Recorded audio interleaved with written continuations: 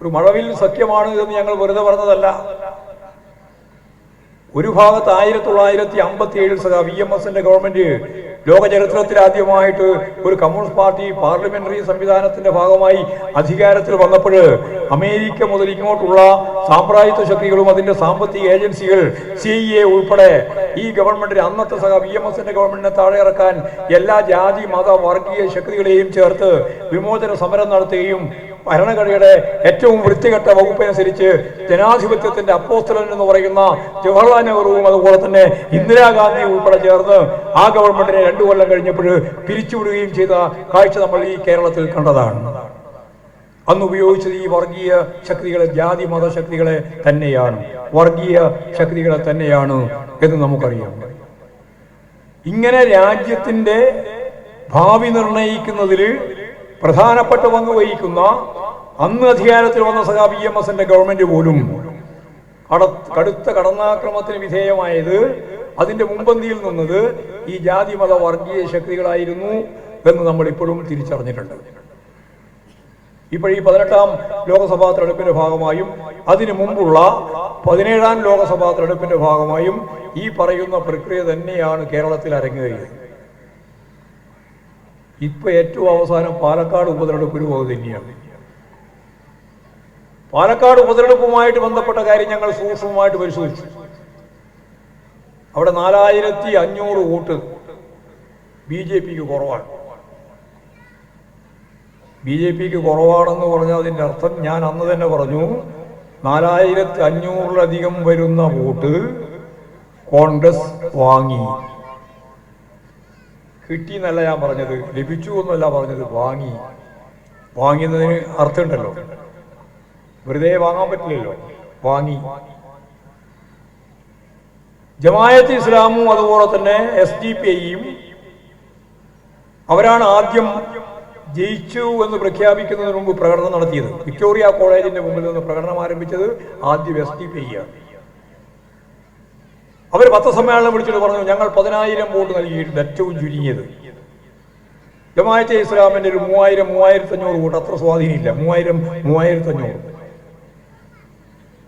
അങ്ങനെ വന്നാൽ UDF വൻ ഭൂരിപക്ഷം വാങ്ങി എന്ന് അവകാശപ്പെടുന്ന AK ആന്റണിക്ക് ഈ 10,000 SDPI വോട്ടും 3500 ജമാഅത്തെ ഇസ്ലാമിന്റെ വോട്ടും BJPയിൽ നിന്ന് വാങ്ങിയ 4500 വോട്ടും കിഴിച്ചാൽ, കുറച്ചാൽ പിന്നെ നിന്റെ ഭൂരിപക്ഷം എത്രയാണ് എന്ന് UDFകാർ ആലോചിക്കണം. നിനക്ക് കാര്യമായ ഭൂരിപക്ഷമില്ല, കഴിഞ്ഞ പ്രാവശ്യത്തെ തന്നെ ഭൂരിപക്ഷമേ ഉള്ളൂ. ഞങ്ങൾക്ക് കുറച്ചുകൂടി വോട്ട് കൂടുതൽ കിട്ടിയിട്ടുണ്ട്, പക്ഷെ ഞങ്ങൾ പ്രതീക്ഷിച്ച വോട്ട് അത്രത്തോളം കിട്ടിയിട്ടില്ല. അത് കിട്ടാതിരിക്കുന്നതിനും ഞാൻ നേരത്തെ പറഞ്ഞ പരിമിതിയുണ്ട്. അവിടെ ഒരു ഭയമുണ്ട്, ഒരു ഭയങ്കരമായ ഉൾഭയം. അതെന്താ? BJP 2ാം സ്ഥാനത്തുണ്ട്. UDF ആ മാറ്റം തോറ്റാൽ BJP ആ മാറ്റം ജയിക്കുമോ എന്ന ഒരു ഉൾഭയമുണ്ട് അവിടെ.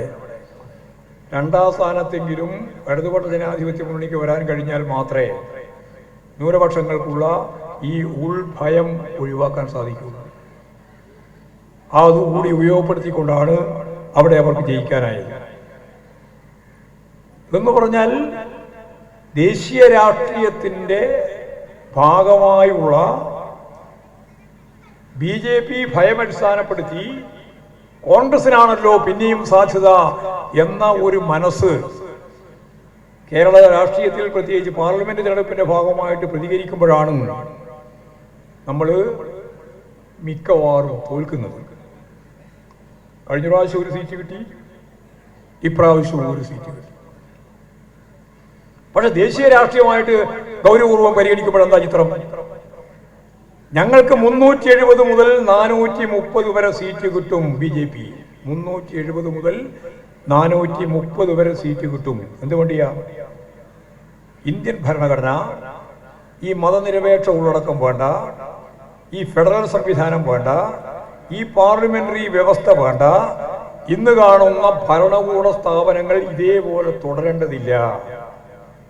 മനുസ്മൃതിയെ അടിസ്ഥാനപ്പെടുത്തി ചാതുർവർണ്ണ വ്യവസ്ഥയിൽ അധിഷ്ഠിതമായ ഒരു ഭരണഘടന 3/2 ഭാഗം ഭൂരിപക്ഷത്തോടുകൂടി നിർമ്മിക്കാൻ പാസാക്കാൻ ഇന്ത്യൻ പാർലമെന്റിന് സാധിക്കത്തക്ക രീതിയിൽ 370 മുതൽ 430 വരെ സീറ്റ് ഞങ്ങൾക്ക് വേണം. ഇതാണ് BJP നേതാക്കന്മാർ ഉൾപ്പെടെ നരേന്ദ്രമോദി ഉൾപ്പെടെ പ്രസംഗിച്ചത്. ഈ തെരഞ്ഞെടുപ്പിൽ ഇന്ത്യൻ ജനത ഒരു കാര്യം ചരിത്രപരമായിട്ട് ആ ദൗത്യം ഏറ്റെടുത്തു. അതെന്താ? എനിക്ക് സ്വന്തമായിട്ട് ഭൂരിപക്ഷം തന്നെ ഇല്ല.